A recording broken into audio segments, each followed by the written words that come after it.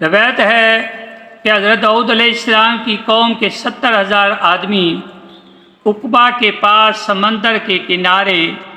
ایلا نامی گاؤں میں رہتے تھے، اور یہ لوگ بڑی فراخی اور خوشحالی کی زندگی بسر کرتے تھے۔ اللہ تعالیٰ نے ان لوگوں کا اس طرح امتحان لیا کہ ہفتہ کے دن مچھلی کا شکار ان لوگوں پر حرام فرما دیا، اور ہفتہ کے باقی دنوں میں شکار حلال فرما دیا، مگر اس طرح ان لوگوں کو آزمائش میں مبتلا فرما دیا کہ ہفتہ کے دن بے شمار مچھلیاں آتی تھیں اور دوسرے دنوں میں نہیں آتی تھیں۔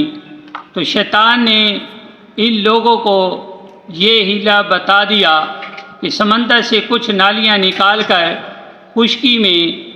چند حوض بنا لو، اور جب ہفتہ کے دن ان نالیوں کے ذریعہ مچھلیاں حوض میں آ جائیں تو نالیوں کا منہ بند کر دو، اور اس دن شکار نہ کرو، بلکہ دوسرے دن آسانی کے ساتھ ان مچھلیوں کو پکڑ لو۔ ان لوگوں کو یہ شیطانی حیلہ بازی پسند آ گئی، اور ان لوگوں نے یہ نہیں سوچا کہ جب مچھلیاں نالیوں اور حوض میں مقید ہو گئیں تو یہی ان کا شکار ہو گیا، تو ہفتہ ہی کے دن شکار کرنا پایا گیا جو ان کے لیے حرام تھا۔ حضرت محترم، اس موقع پر ان یہودیوں کے 3 گروہ ہو گئے۔ کچھ لوگ ایسے تھے جو شکار کے شیطانی حیلہ سے منع کرتے رہے اور ناراض و بیزار ہو کر شکار سے باز رہے، اور کچھ لوگ اس کام کو دل سے برا جان کر خاموش رہے، دوسرے کو منع نہیں کرتے تھے، بلکہ منع کرنے والوں سے یہ کہتے تھے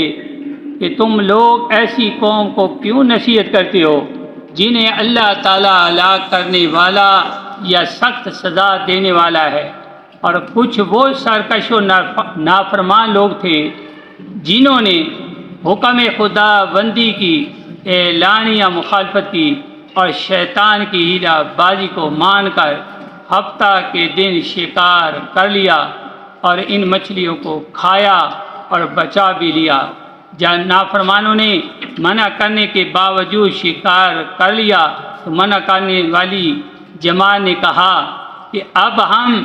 ان معصیت کاروں سے کوئی میلاپ نہ رکھیں گے۔ چنانچہ ان لوگوں نے گاؤں کو تقسیم کر کے درمیان میں ایک دیوار بنا لی اور آمد و رفت کا ایک الگ دروازہ بھی بنا لیا۔ حضرت داؤد علیہ السلام نے غضبناک ہو کر شکار کرنے والوں پر لعنت فرما دی۔ اس کا اثر یہ ہوا کہ ایک دن خطا کاروں میں سے کوئی بیر نہیں نکلا، تو انہیں دیکھنے کے لیے کچھ لوگ دیوار پر چڑھ گئے تو کیا دیکھا کہ وہ سب بندروں کی صورت میں مسخ ہو گئے ہیں۔ اب لوگ ان مجرموں کا دروازہ کھول کر اندر داخل ہوئے تو وہ بندر اپنے رشتہ داروں کو پہچانتے تھے اور ان کے پاس آ کر ان کے کپڑوں کو سونگھتے تھے اور زار زار روتے تھے، مگر لوگ ان بندر بن جانے والوں کو نہیں پہچانتے تھے۔ ان بندر بن جانے والوں کی تعداد 12,000 تھی۔ یہ سب 3 دن تک زندہ رہے اور اس درمیان میں کچھ بھی کھا پی نہ سکے، بلکہ یوں ہی بھوکے پیاسے سب کے سب ہلاک ہو گئے۔ شکار سے منع کرنے والا گروہ ہلاکت سے سلامت رہا، اور صحیح قول یہ ہے کہ دل سے برا جان کر خاموش رہنے والوں کو بھی اللہ تعالیٰ نے ہلاکت سے بچا لیا۔ اس واقعہ کا اجمالی بیان جو ہے سورہ بقرہ کی